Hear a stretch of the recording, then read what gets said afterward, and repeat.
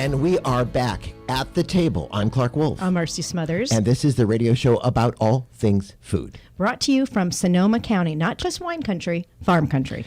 Marcy, our guest today is somebody I adore, somebody that you adore, and somebody who kind of brought us together in a way that ended up right here, right? Welcome, please, Duskie Estes from Zazu Restaurant and Farm. Hey, Duskie. Hi. Thanks for having me with you. You know, we couldn't have a first month era season show without Duskie. Marcy, I think we should begin. I've got some things I want to talk to Duskie about, but I think we should begin with the story of how you and I ended up here because of her BLT.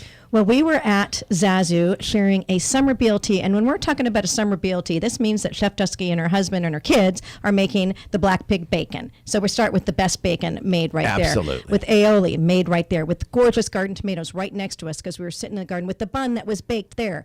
So the lettuce that was grown in the garden, but they're big, they're very generous. And Huge. so Clark said to me, no. We are just going to split one. And I had a watermelon lemonade, by the way. That was fabulous. A really good one. So we had to split. And so we ate it. And, of course, I'm like kind of panting with my little puppy paws out, like, can we have another half? And he said, well, let's take a walk for a few miles. And if we're still hungry after a 2-mile walk, we can split another BLT. And it was on that 2-mile walk between BLT 1 and BLT 2, that we came up with the concept for At the Table in this show. So you're a huge part of our family. Yeah, Duskie. I love that it all came from a BLT. I learned to swim from a donut. And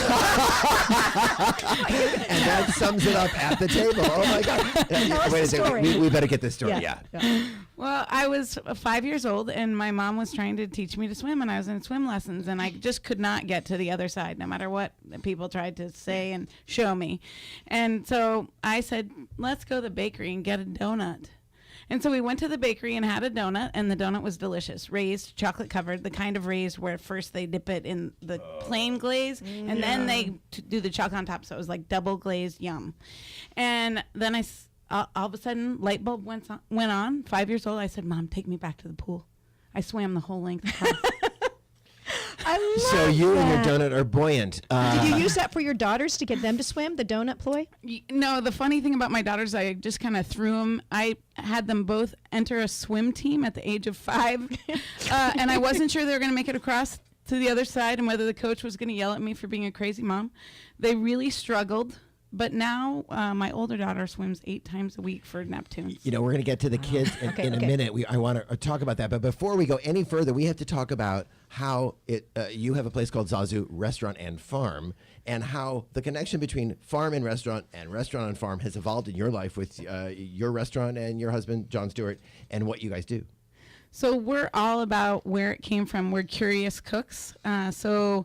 Luckily, I started working with Tom Douglas up in Seattle, who long before even the coining of the term farm to table, even though obviously in Europe people have been doing it that way for eons of time. But before the coining of that term, Tom Douglas would support farmers year round, and we would have meetings with farmers, seed meetings before the season. And wait a second. This is the new thing that Dan Barber at Stone Barns is talking about, gathering chefs to talk about what seeds to plant, and Tom Douglas was doing it in the Seattle area in 1802. I mean, 19 in the 90s. Yeah, I mean, yeah. he was way ahead of his time. So both John and I worked for Tom Douglas and got that bug of loving farmers and loving stomping around the earth with the farmers.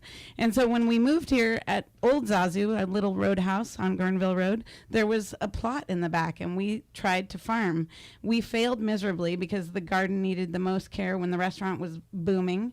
So we couldn't weed, we couldn't water, we couldn't harvest, but we were every year we were good at planting. and BLTs. How do you plant bacon? Okay. So we decided to add the name farm to our name and hire a farmer and put their name on our menu. Yeah. So now we have 2 farmers, Milo and Katina, that farm for us in 3 locations in Sonoma County. They farm for us at the Barlow. The Barlow is over 12 acres, all edibly landscaped. So we can go get apples, raspberries, rosemary, lettuces, tomatoes, all over the campus. And I have to tell you, I was there over the weekend, Marcy, and there was a flower box next to me sitting outside at Zazu, and the peppers were so bright purple, I thought somebody had come along with a marking pen. I took pictures of it, and it's on our website. It's on our At the Table, let's see, on Facebook, At the Table Radio. I have to say that because there's a little sign in front of me that reminds you to say that. Thank you, Scott. You know, and it's interesting, Dusky, when you talk about farmer designate on the menu, which is a trend, which I really like. Farmer designate. Marcy, you've coined another one. Well, that is fantastic. Well, it You're is. right. I actually didn't coin it. I stole it from Vineyard Designate in wine. Nice. But we give a shout out to wine master Richard Arrowwood, because here in California, he was the first person to do a Vineyard Designate on Chateau St. Jean Chardonnay, and it was for the Robert Young Vineyard. Before then, nobody gave a vineyard credit on the front label of a wine. So now, with Dusky saying that about the farmer designate, I love it. It makes a huge difference to me to know my farmer, just like it is to know my vineyard grower. See, I mean, one of the things I love about being in farm and wine country is that the connections are not always obvious, but they are profound. I mean, the fact of the matter is, in a lot of ways, the wineries support the industries, support the economies, support the growth of a community. But make no mistake, those people growing wine, and they're growing wine, they're not growing grapes, right? They're growing, we could talk about that another time, really do support other farmers. Well, we definitely believe in knowing the face that feeds you, and watch out for those peppers by the restaurant because they are spicy. So people come and snag the strawberries before we can get to them when they're ripe, but the peppers, we've been worried that some little child, because they're so pretty. They're gorgeous. So don't let your kids eat So those knowing the face that feeds you, does that apply to your rabbits? Yeah. I know. I have to tell you, we say a great it. life and one bad day, and that's more than most protein Absolutely. in our country. And our children actually have been raised with that motto. And so my daughter, when she was at camp this past summer, told them she was a vegetarian because she didn't know where the meat came from. So, and obviously she's not a vegetarian. We make bacon. Boy, and also if you've ever met her daughter, rabbits, exactly. She is definitely not a vegetarian. That is a really good way to get out of things. I didn't thought. Well, about there's that. a profound book called CAFO, written by Dan Imhoff, who's a local. Oh, he's a publisher. He's a wonderful man, and he's in the Healdsburg area, and it's called Watershed Publishing. If you want to read a series of brilliant books, some of which he's written, the food fight about the farm bill and all that stuff. He's incredible, and I'm sure you'll have him on your show at some point.